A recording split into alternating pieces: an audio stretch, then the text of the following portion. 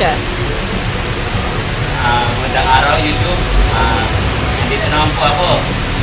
Bali, tuturo ko na naman sa inyo kung paano i-recase at mag-assemble ng CPU.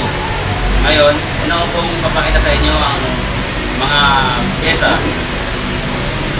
Una po, meron po tayong power supply. Meron tong 400 watts. Rated po yan. And then, hard drive. Meron po yan, 80 gig lang po. 80. Nakasata na po siya. Ngayon, siyempre, yung connector po niya na SATA cable. At DDR2 na memory, 2 gig. 2 gig na po siya. Tapos, processor. Yan po ang processor natin, AMD Athlon. Dual core. Heatsink fan. Make sure na buo yung pan nyo para hindi siya mag-init kung sakaling gagamitin natin. Siyempre, para may kabit din yan, bago natin ikabit yan, lalagyan po natin ng kahit konting thermal paste lang. Importante po yan. Motherboard. Siyempre po yung sakit niya, kailangan eksakto ron sa pin ng Ngayon, papalita ko po sa inyo kung ano. Ang motherboard na to ay may sakit na, apat na sakit na ang DDR2. Hindi po lahat lagyan, pero ang gagawin po natin muna ay isa lang. Naka-PCIe na rin po siya. Sa PCIe po niya, meron po ilalagay na 1 gig. Naka-HDMI, DVI, at saka VGA. Ang gagamitin lang po natin is VGA. Ngayon, ito po ay 1 gig. Ayan. Siyempre, para mailagay natin sa bagong casing, kailangan po natin ito para hindi siya pasukin ng daga. Ngayon, umpisahan po natin sana ang casing. Ready na siya. Ngayon, hindi po natin pwedeng i-replace na nakatayo. I-replace po natin na nakahiga. Unahin po natin ilagay ang power supply. Ayan. Ilagay po siya ng maayos. So, gamitan po natin ng screw. Meron po siyang 4 na screw. Ilagay natin dito.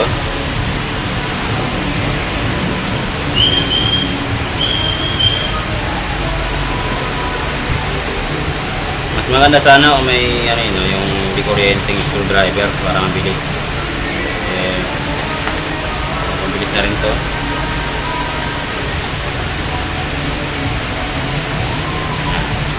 Next, sunod po natin ilagay ay backplate po para sa motherboard.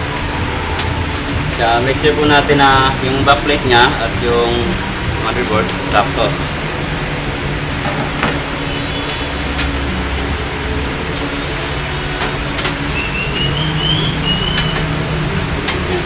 Medyo mahirap ikabit. Ingat lang po kasi medyo matalim ang aero o casing. Kaya dahan-dahan lang po sa pagkabit. Ngayon, ito tatapat po natin siya sa mga slot ng screw.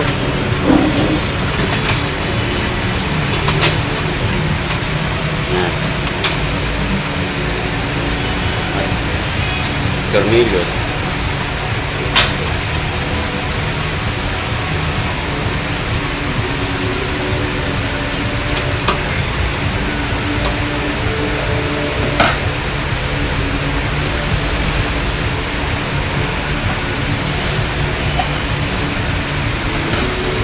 Ito po yung processor na to. Ito po yung next natin na kakabit. Ngayon, makikita po natin na meron siyang mga puwang. 4 na puwang. Ngayon, maaari po natin ikabit siya ng nakatutok. Kasi meron din po siya rito ng 4 na puwang din. Kailangan din po natin tignan tong arrow dito. May arrow siya rito. Kailangan nandito rin po siya sa arrow. Kung saan po yung may arrow, dun din po siya tatapat. Ngayon, dahan-dahan po natin yung bato, itong lock. Yan. Tapos po natin ilagay yan. Lagyan natin ng thermal paste. Konti lang, yung tumikit lang siya para hindi mag-init. Yan. Okay lang po kahit huwag na natin ikalat yan. Kasi pag diniin natin tong heatsink fan, kakalat na rin po siya ng kusa. Huwag lang po sobra na nilagay kasi baka po mag-short, tumikit sa mga pyesa. Yan, gandahan po natin ikabit yan. Ngayon, tsaka yung supply niya para sa fan. Yan, okay na po siya. Ngayon, yung DDR2 na memory, kailangan po eksakto sa slot niya. Kailangan kung may hindi to po yung slot niya, kailangan siguraduhin po din natin yung slot niya sa board is parehas lang. Yan. Kung hindi magkasya, wag po natin pilitin. Kailangan po natin balik rin yan. Para hindi magkasya. Tapos, ayusin lang po ang pagsalpak.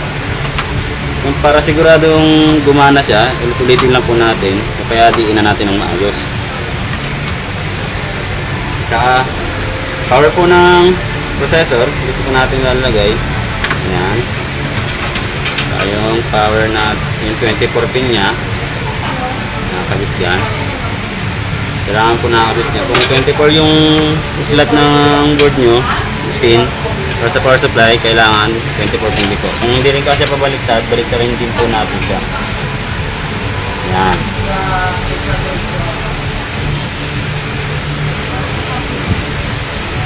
Medyo mahirap po ito lalo na pag maliit yung casing nyo.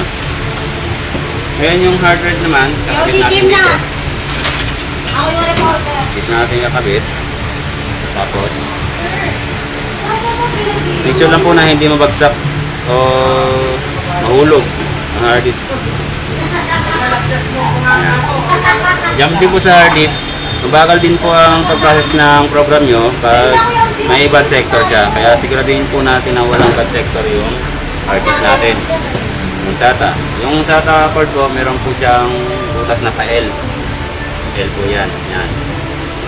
Yung slot po niya rito, ito pong apat na slot. Isa lang din po dyan ang lalagyan. Kailangan eksakto rin sa butas. Sasapak natin ng ganon. Ganon. Tsaka itong isa, pwede rin sapak ng ganyan. Yan. Sa power po, meron din pong power button ng ang board. Kailangan pong ilagay natin ng ganito. Power switch. Dito po yan. Ang power switch po ng mga board, iba-iba po sila. Kaya hindi po tayo pwede mag-salpak basta-basta. Kailangan po natin makita ng maayos yung ano. Kadalasan po may sulat na po yung mga board niyan. May makita na po natin yung ano niya. Yung pangalan kung saan natin siya kakabit. Power set tower. Yan. Ngayon, ang video card natin siya ilalagay sa isa slot.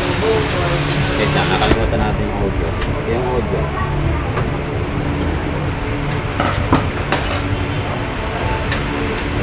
Kailangan din po natin itong tanggalin sa aling gusto nyo maglagay ng video card. Reset po natin yan.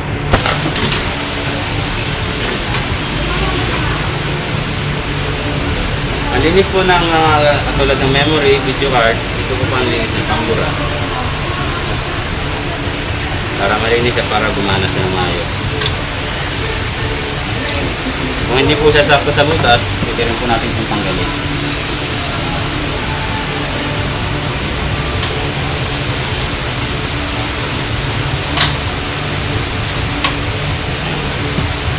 Sipa po natin. Ang pagkabit po nito ng video card, kailangan pantay po siya. Kailangan fix na fix siya para hindi siya matanggal o mag-loose. Ito natin dito, pwede rin yan. Pwede rin ito kung una.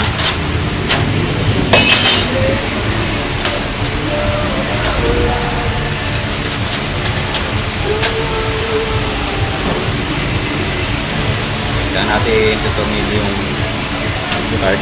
Tapos natin yan. Yan.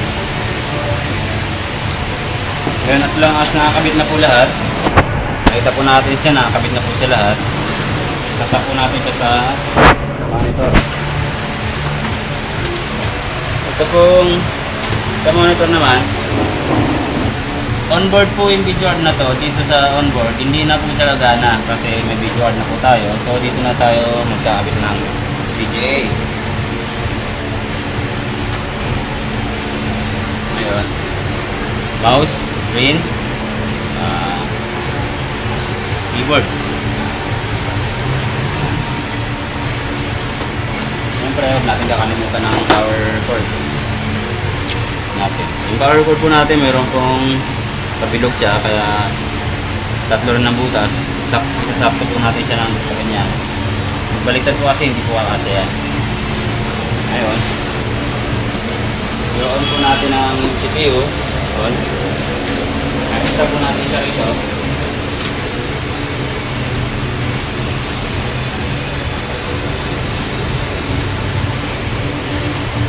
Yun. Nakita po natin, walang good, no?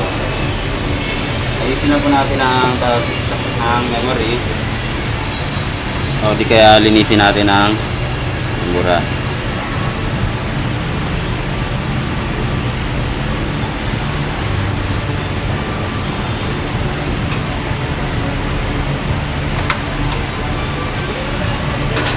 Yung SATA cord pala yan.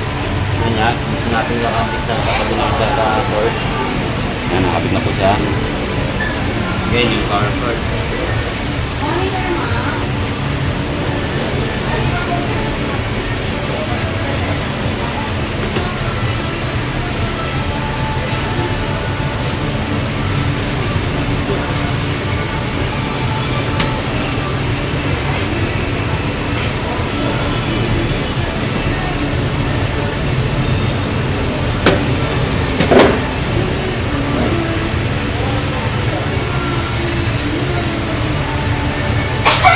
Ah! Grabe, taputahe. Yan na po siya. Asus. Bale, tapos na po at medyo sumablay po tayo ng konti. Yan na po para sa ngayon. YouTubers. Magandang araw. Bye.